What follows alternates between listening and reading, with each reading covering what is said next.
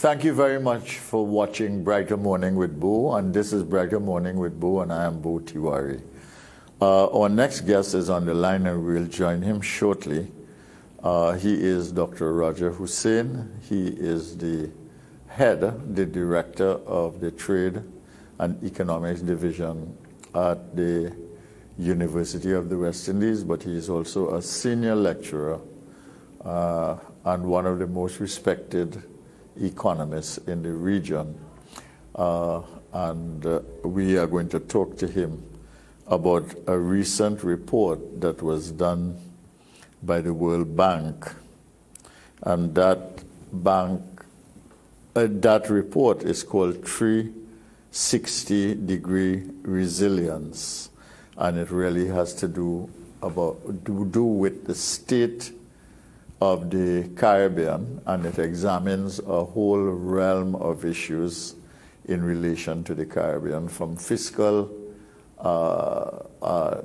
realities to infrastructure realities and challenges, and everything in between, including the human element.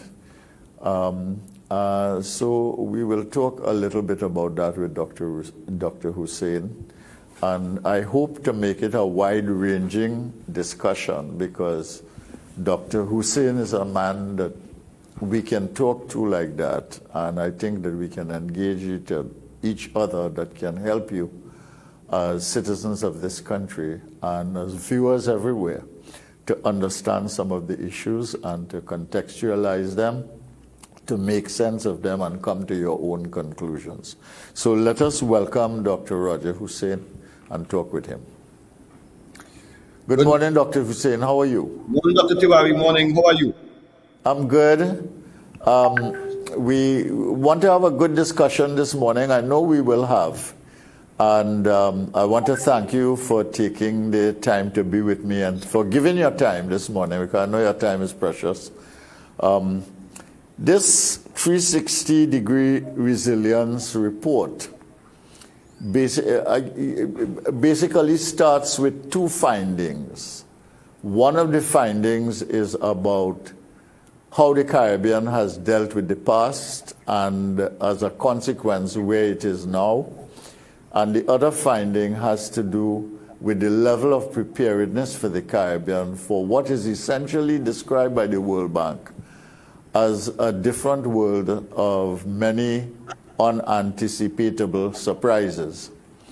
So I will give the first quote. The first quote says, "Despite high infrastructure damage at the macroeconomic level, Caribbean countries show relatively high levels of resistance to natural shocks." And they have ended up with good levels of preparedness to quickly restore economic activity. And what they are talking about there is the fact that the Caribbean has had all kinds of problems, whether it's hurricanes in Jamaica or volcano in St. Vincent, whether it is a devastating hurricane has happened in Dominica recently, and they've been able to get back on their feet. And they talk about the fact that during the COVID period, the Caribbean was protected enough in terms of social protection policy to respond reasonably well to the crisis. But they note that despite the response, the shock of COVID, so we are dealing with natural disasters and COVID, led to increased poverty and reduced human capital. That is to say, a lot of people just picked up and left. And the second quote that I want to present to the population is this: looking ahead, this is from the World Bank report, 360-degree resilience. Looking ahead, countries are not prepared for the new challenges posed by climate change, compounded by uncertainty of future tourism markets. The lack of fiscal space in some countries reduces coping capacity. And then they go on to talk about different things like food security, fisheries, tourism hit by both the crises that you have locally and the COVID crisis internationally. So those are very, very complex issues raised on both fronts, and they are time bound. One is a future of uncertainty, and the other one is how we have dealt with the past and how prepared we were. And I want to give you full range, Dr. Hosein, to comment on these and to make your own interpretation of what is the meaning of this kind of assessment of the Caribbean. So thank you very much for the invitation. And I looked at the report last night, and it's a very stark reality that we are facing. And I am not surprised, because most of the countries in the Caribbean are tourism dependent, and in the context of the various changes that we see in the environment and with climate, the implications for the Caribbean remains high. Now, one of the things that we have to be conscious about is, apart from Guyana, several Caribbean countries have been stagnating. If you look at Trinidad and Tobago, if you look at Barbados, if you look at the Bahamas, their economic growth rate, it has been slow, low, or negative. Yes. And certainly the case of Trinidad and Tobago, since 2008, this country hasn't grown. For the Bahamas, it's almost since 1992 they have stuttered, and for Barbados is not much better. So in this type of background of slow growth, to be now burdened with climate change and the after effects of COVID, with supply side shocks and all type of logistical problems, it's very difficult for the Caribbean. And the report outlines a series of steps that the Caribbean will have to take in order to be prepared for this more difficult tomorrow. One of the things that stood out to me is fiscal space. And the government of the regions would have to use their available fiscal space, which is very small, more intelligently. There is too much wastage in the public sector, in the use of public sector resources in the Caribbean. And if you were to use Trinidad and Tobago as an example, we spend significant amount of our revenues on transfers and subsidies. And whilst that is useful, the 360 degrees report shows that there is need for a type of foresighting thinking, a type of thinking ahead that requires you to sow economic rents, or to sow some of your public finances now, so as to be better prepared in a multiplicity of ways for this harsher tomorrow that will come. Rising sea level, they spoke about the increasing intensity of hurricanes, and even the increased frequency of hurricanes and natural disasters. And so in order to prepare, rather than pick up shop and move everyone out of the Caribbean, so to say, in order to prepare for this more aggressive type of post-COVID environment where uncertainty is higher, we would need to do more infrastructural development, build further away from the coast. The report talks about the amount of people that would be affected. I think in some cases, hotels would lose up to 70% of their beaches and beachfront and so on. So the report is a call for action, is a call for thinking ahead. And the report dovetails well with the COP26 agenda. Both reports and both items have a futuristic outlook. And what they say to the people of the world and to the people of the Caribbean is, here what's going on. Things cannot continue on the same pathway as they have been going, because this same pathway is now one characterized by greater volatility, greater uncertainty, in particular for small island states. And unless you all plan ahead and develop your economies in different ways and build further away from the coastline and build better infrastructure and build according to building codes and build more sensible and use fiscal resources more intelligently, then you would become part of the problem as the government as well. And therefore, what is required is a rethink of the way we govern these small island outcroppings in the Caribbean Sea. Now, back again to the Trinidad and Tobago economy, or to the Bahamas, or to Barbados. The Bahamas, for example, I think it's 129 islands they have. I can't remember the exact number, but it's a vast number of islands. And some of those islands may get wiped away. And what we need, yes, what we need is a careful type of thinking forward. Barbados and certainly the OECS countries, a lot of those hotels on the beachfront, Jamaica, a lot of those hotels on the beachfront would become affected. So it cannot be business as usual. And if we listened to the return speech of our Prime Minister from Glasgow, there was some degree of commenting on the continuation along the hydrocarbon lines. And I understand that. And I understand the dilemma the Trinidad and Tobago economy is in at 2021, which we should not be in.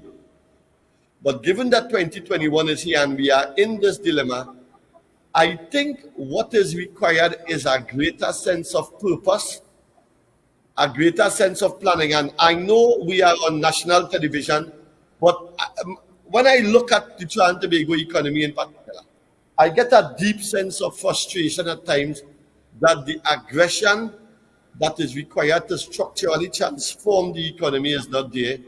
And there is a great deal of inertia along the energy dependence pathway. And it worries me because in the context of COP26 and a world economy that is moving away from fossil fuel, some segments of our economy are becoming increasingly redundant or will become redundant, and we would lose that chunk of energy. And if we don't adequately plan, as we have been saying for 30 years, if we don't adequately plan within this 1 year to 3 year period, then we substantively in this generation with our current leaders become the problem. And so I urge policymakers throughout the Caribbean to get their planning departments to look at this document, to get their technocrats to look at this 360 document in the context of the World Economic Forum document that came out 3 days ago, and in the context of the COP26 outcomes, so that the uncertainty that now characterize tomorrow for the world, but in particular for small island economies, becomes much higher on the radar. And just as we form a Ministry of Digitalization in Trinidad and Tobago, maybe we should form a Ministry of Climate Change. I am guessing here, but maybe we should go that route, and it provides an indication of the sense of urgency. And I in turn would like to hear your view, Dr. Tiwari, on whether or not we should form a specific ministry. Given these three things, the World Economic Forum that we didn't look at here, but that came out this week as well. Yeah. The World Bank report that I think also came out this week, the COP26 agenda. At some point we will get the full report from that meeting. Yeah. In the context of those things, do you think we should form a Ministry of Climate Change? Because for long periods of time, we have kicked the can down the road. But these three reports come together and say, independently done, but they are saying basically the same thing.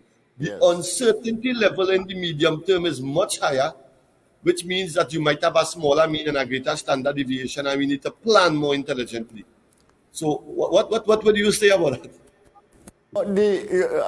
You're on the right track in the sense that we need to address this issue of climate change and its impacts, and the question of what to do to secure our future better. It's not just to build back from where we are, but we have to secure our future better in an anticipatory way. And that does require foresighting and strategic planning of a very, very sophisticated kind. And it also involves risk management, and these have to take into account the climate change issues that are going to impact on us. And I want to say, Roger, that the issue of climate change is not an academic issue for us. We are not causing it.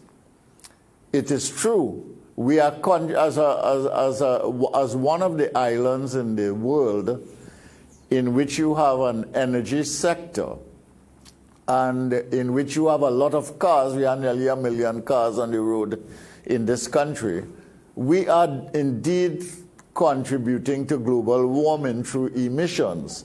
But that notwithstanding, we are islands and we are basically going to feel the gamut of impact of climate change on us, as will Barbados, Dominica, the Bahamas, and so on.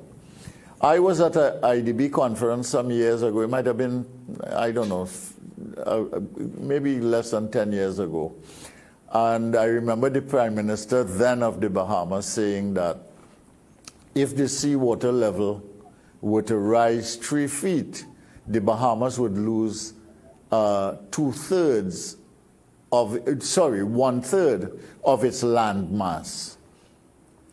So those islands that you were talking about, many of them are just going to disappear. So Bahamas would be wise to plan for the disappearance of these islands and to organize itself in a certain way. We too in Trinidad and Tobago, given what's happening on the Mayaro coast, what's happening in Cedros, what's happening all over, we have institutions like the IMA that know what is going on. It's not that it's stupid, they're doing the work. We have institutions like the EMA, which in my view doesn't do anything in terms of enforcement. We have the University of the West Indies, in which there's a lot of climate research and related to solutions, not just reforestation and so on, but they are doing work with the in the swamps, with the mangrove, which in fact is deals with carbon emissions in a positive way. And there are lots of things that are going on in the country. But what I find is that there is no connection between knowledge and planning and policy. So even the knowledge that you have is not taken into account. So I could have you come here and talk for an hour, and you would make prescriptions, give insights, etc., and nobody would take you on. I could have Professor Agard come here, as I did earlier this week.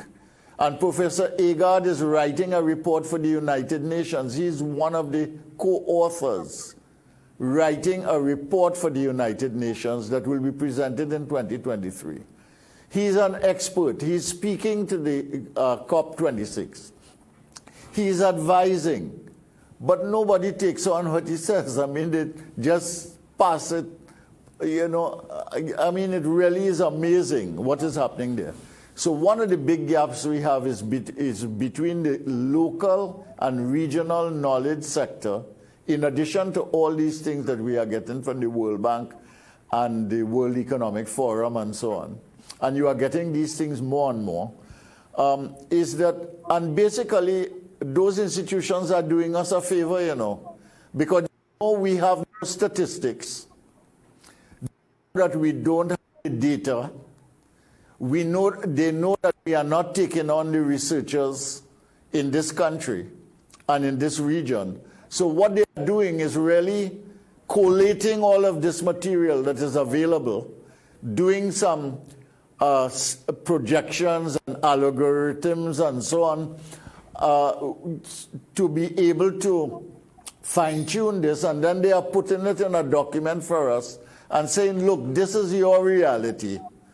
Try and bring your people together and come to terms with it. Yes, so I am all for a ministry which deals with climate change and its impact as a way of guiding the process. of development planning in a strategic, anticipatory way with foresighting methods and with dedicated, not just plans, but action agenda items that we can put in place. And then we have to think, if we did that, we could then go to the world for the financing that is required. Because you have to have projects. They will not finance a ministry, they will not finance a government, they will not finance a country. But they will finance projects. And you have to have projects that connect with one another in a significant way. So that would be my response to what, let me ask you a question. Let me ask you a question. And I know the interview is becoming more of a conversation. I hope you don't mind. But let me make a comment. Huh? Right. Let me make a comment and ask a question during the comment. You see, what disturbs me is I'm going to link the Ministry of Climate Change to the need for economic diversification. Now, we are fully aware, not only in Trinidad and Tobago, because this morning we are speaking more Caribbean-wide, and we are fully aware that Barbados, the Bahamas, Trinidad and Tobago, and then you have Suriname and Guyana that would follow. Yeah. We need more resilient, and the 360 report did speak to more resilient type of economies. Yeah, and implicitly, the whole it's thrust of the report is to build resilience, capacity for resilience in whatever you do. And what I find very disturbing, and how do we change this? How do we change this as people who have little policy making say? Why is it that we are not setting out 20 steps, for example, that would change the structure of the economy within a 3-year period and putting it in the public domain and setting a 3-year period, and I'm just using workable numbers, and taking them out every 2 months for the public to see. In other words, we today, in terms of economic diversification, and I looked at these numbers the day before, are worse off than we were in 2002. And on the top of being worse off in terms of the lack of diversification and in terms of the structure of the economy, we have a higher debt, we have lower reserves in the crude oil and natural gas, we have a decreasing labor force participation rate, we have an increased employment of workers in the non-tradable sector. We have declining, and I'm using the numbers that come from the review of the economy 2021, non-energy exports, and a host of data along those lines that I can point out to you that shows that the structure of the economy in 2021 is worse than it was in 2002. And I ask myself, after 100 million conversations like this, with many educated people, many people in the know, why is it that our ease of doing business, and I know the 2020 version of the ease of doing business was halted, but why is it that the key instruments and variables that could trigger change have not been modified? And what do we do now as people who have very little policy making say?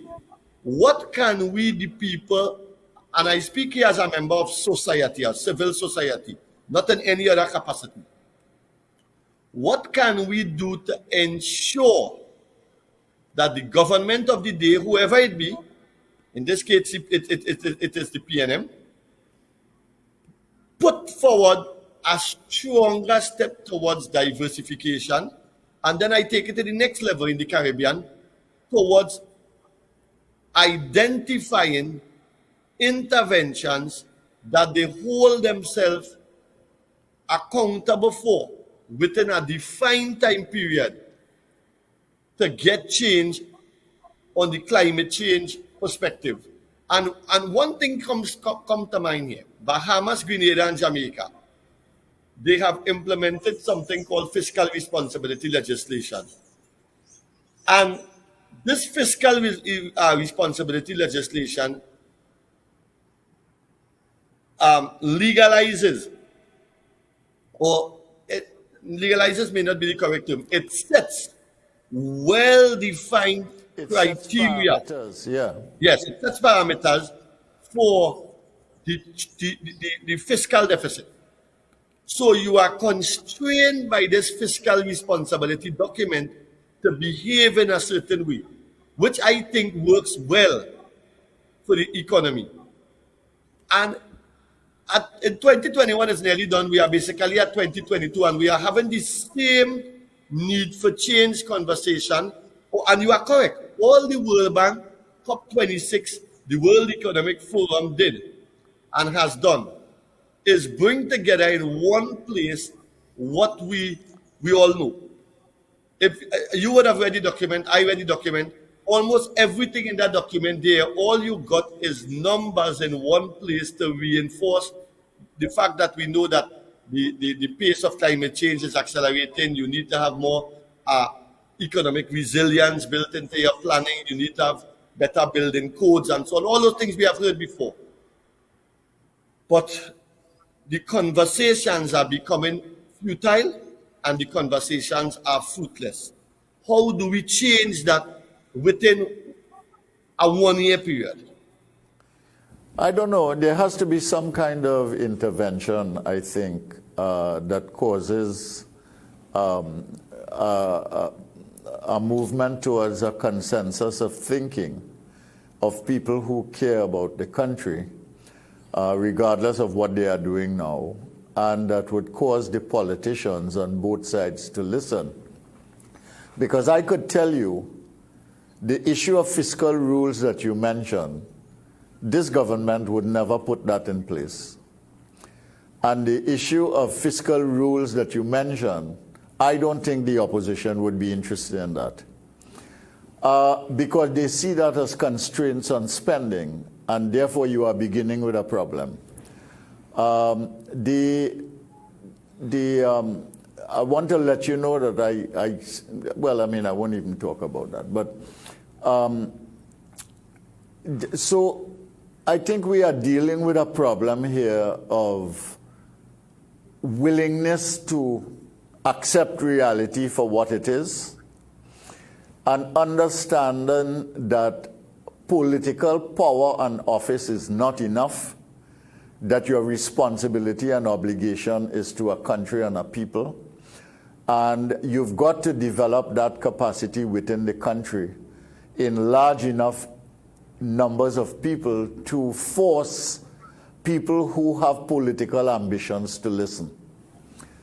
And I feel we have to find a way of doing that, and we're going to have to find a way of doing it soon. But I don't think you're going to get it otherwise. Because if you write a letter to the Prime Minister or the Minister, I don't know that they will listen to anything rather than maybe make an announcement of it and talk about it, but you will get nothing done. If you do the same thing to the leader of the opposition, she might talk about it on a platform, but you're not going to get any action from it. And when they get in government, everything will be forgotten. So this is part of the problem, the unresponsiveness of the political actors to the realities of economy, of climate, the challenge to the planet, and so on. This thing with the islands are very real. The world has been industrializing since the 19th century, and the very wealthy countries are responsible for all the mess that has been created. But who is receiving the mess? The sea is rising all around us. Okay? The CO2 emissions are crippling the atmosphere and altering the climate. The end result is rainier weather, is more severe droughts that are affecting agricultural production and the ability to feed ourselves. I mean, it is affecting the water capacity of countries. And we do not want to deal with those things seriously. And you have I mean, and more than that, there is a depletion of our human resources. What this report points out is how many people leave after a disaster in a country. So that all your human capital, and as you educate them, you're talking about more and more educated human capital, leaving your shores to go to other countries. So who is going to develop your country? So that is a serious problem. You know? I fully agree, Dr. Tiwari. Now, I have a beachfront property. And in the last 3 years, I have lost almost 10 feet of land in Otahiti on the West Coast. And it's very real. It's very real. I understand it well. And what I think is civil society has to, independent-minded civil society has to make a stronger response in all these islands. And you mentioned islands, and all these islands in the world. And maybe after this conversation, I would write you a personal message to see if we could form a stronger civil society group in all these islands on responding to matters like this. Because one way, and I am thinking out aloud here, to force or to try to force, because sometimes you don't get any responses, people to listen to you, is that strong civil society groups with facts. It must be fact-based. Lobby the government for changes, especially as linked to the coastal area, especially as regards a mangrove reforestation program, because you mentioned earlier, and I am sure I read that mangrove, I think, pull twice as much carbon dioxide out of the air. Four times as much carbon dioxide out of the air as other trees. And also, there is this 1 trillion tree effort that I believe the United Nations has started. And certainly our little group, the Shaw Foundation, we are taking part in it. We work on seedlings and we work on fruit trees that could help with national food security. But I think, and not much people listen, but I think that the time is now for an amalgamation of civil society groups within Trinidad and Tobago, within Barbados, within the Bahamas, and so on, nationally and then regionally, to beat the pavement in a more determined way to ensure that we get some greater degree of change. And, I would point to a movie with penguins and animation, Happy Feet. And towards the end of the movie, it was people lobbying and calling out in different places and spaces that ensured that the powers that be across the world made changes that would protect the penguins. And it's the same thing here, because I have this sense of despair based only on, and it's a mathematical despair, based upon the evidence of taking into consideration the suggestions to trigger change in the past, that business as usual, if we leave it to that, we won't get the reactions we want. And so some entities, some group, somebody would have to take the responsibility for changing the dynamic and for changing the level and direction of the conversation that we bring to the policymakers. And the only entity, and this entity has many arms, probably consisting of the media, academia, and the narrow civil society groups in this sense, that could credibly and independently make these lobbying requests to civil society. And I think, therefore, certainly within the Caribbean, we need some kind of amalgamation and some kind of greater push of civil society groups, that we allow these civil society groups, especially those environmentally focused and environmentally centered, to take part and to bring together this information and share it with the public and with the policymakers more determined and more often. That's where I think a small start could be made. Yeah, one of the things that you might want to consider for your organization, TDU, at the University of the West Indies, the same 20 steps that you talk about of things that we must do within a certain time frame, why don't we bring together 3 or 4 people to talk about what those 20 steps would be? We could talk about the 20 steps before, and we could then divide it up, and then people could talk about 5 apiece or 4 apiece or whatever it is. And we could use that as the basis, the beginning of some information on this.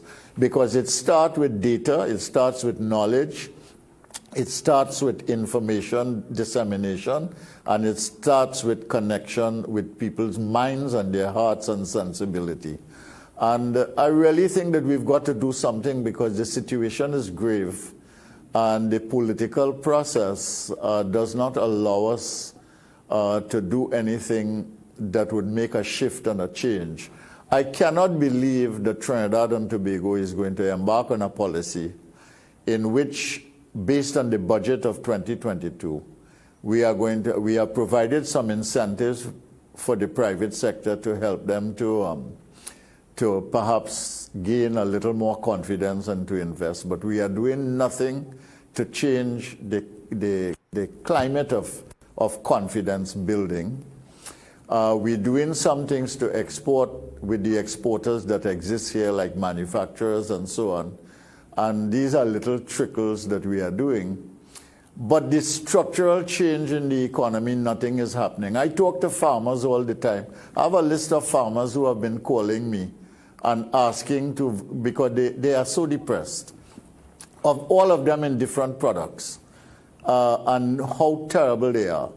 Because of and we're talking about agricultural policy, we're talking about food self-sufficiency, we're talking about food production, we're talking about import bill. I mean, it is really ridiculous, and nothing is happening. And the people who are in the production line cannot get any help or relief. So I feel that we've got to accelerate the way we deal with these issues now. And rather than allow the politicians to take the lead with talk, I think we've got to take the lead in a fundamental way with information and action and collaboration that will cause the politicians to take into account. I am done with politics. I'm not interested in being in political office anymore, but I'm certainly interested in my country. And I cannot allow this country to go down the drain at the rate that it is going down right now. And I feel that you feel the same. And we must try and do something about it. I think it is our responsibility and obligation to do something about it. So one thing I'm going to do after this is I'm going to deal with that 20 steps. Right. I'm going to get in contact with you after. We will get in contact with Professor Egan. We will hold a seminar maybe in about 2 weeks' time on the 360 resilience document with 20 steps moving forward. 20 action steps for Trinidad and Tobago. And we could take it to the region afterwards. Because, by the way, CARICOM found the means to agree on their position going to COP26, you know. They did quite well as far as that is concerned. But and I want to commend them on that. I think that CARICOM did very well to take an agreed position to COP26. And notwithstanding that all the islands are not the same, we know that. But when they got there, I mean, they had to face the rest of the world. And at the end of the day, who is going to pay for this? And how are they going to make the financing accessible? Right. And this is the challenge that they met in COP26. And while you are going and you are dealing with governments, there are also all kinds of lobbies that are at work that are trying to prevent, because basically you are dealing here with a battle to get to CO2 zero. You are dealing with one battle here with a timeline, and you're dealing with another battle of how to make as much money as possible. Yes, you saw Saudi Arabia, and I think Russia didn't support. Russia, they refused. Yeah. Okay, yes. So all of those issues begin to impact on this. Meanwhile, the islands are to catch. And you have these theatrical performances. The president of Tuvalu goes in his suit, but he stands up in the water on the yes, shore. I saw that, yes. And then some years ago, you had the whole cabinet of, I forget what islands. They went underwater to have a cabinet meeting in order to highlight this. But all of this to the rest of the world becomes amusement. They don't take those things seriously. And meanwhile, we have to live in these islands. We have to develop these islands. We have to have a standard of living. One of the ironic things that this 360-degree report mentioned is the fact that when you divide up the countries of the Caribbean, you have high-income countries, you have middle-income countries, and the only country that is really like a least developed country is Haiti. They are very, very poor. So the question to us in this situation is, what is the value of being a high-income country? What is the value of being a middle-income country? What is the curse of being a middle-income country or a high-income country in this current climate, in which you have to battle for financial wherewithal in order to develop your country and in order to save your country's future from the elements that have been unleashed since the Industrial Revolution by the industrialized countries in this world? And I mean, these are big issues, and we can't expect, we have to fight in the world system to do something, but we also have to have an agenda here that is reasonable and sensible and makes sense and that is financeable. The report talks not just about fiscal rules needed in the Caribbean, but they talk about what they identify as the impossible trinity: fiscal policy, debt, and fiscal space. You pick that up? Fiscal policy, debt, and fiscal space. They talked about the impossible trinity. And then they talked about all the things. They have a whole chapter on health and education. Yeah. Dr. Tiwari, those things, as I said, those things were always there. What I like about the report, and you yourself said it, is it brings it together. They bring it all together, and they have the numbers. And it shows the accentuation.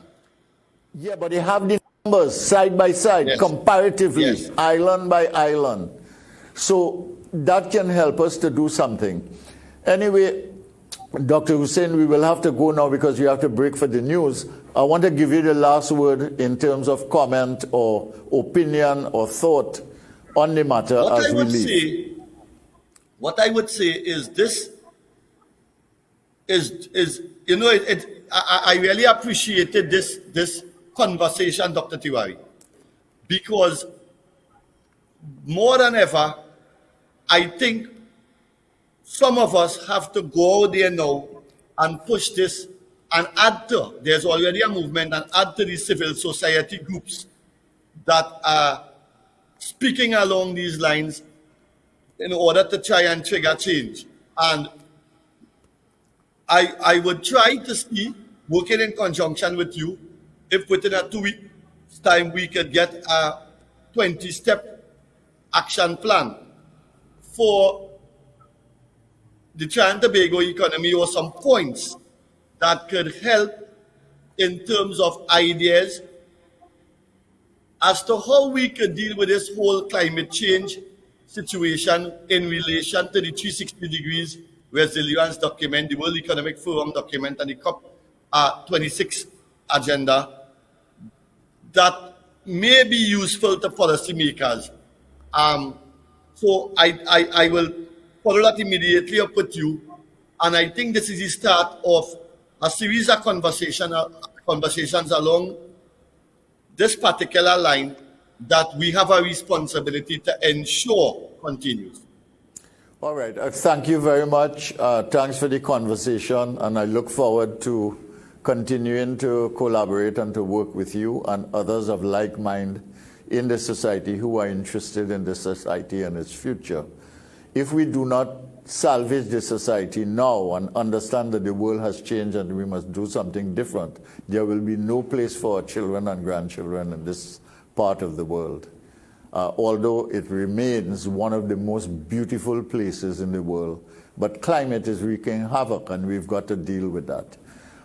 This is Brighter Morning with Bo. I am Bo Tiwari. You're watching on MCTV. We want to sign off now. Thank you for watching and listening. On Monday and Tuesday, we'll have some exciting guests for you, and we ask you to stay tuned. We will announce them as we confirm. Thank you very much.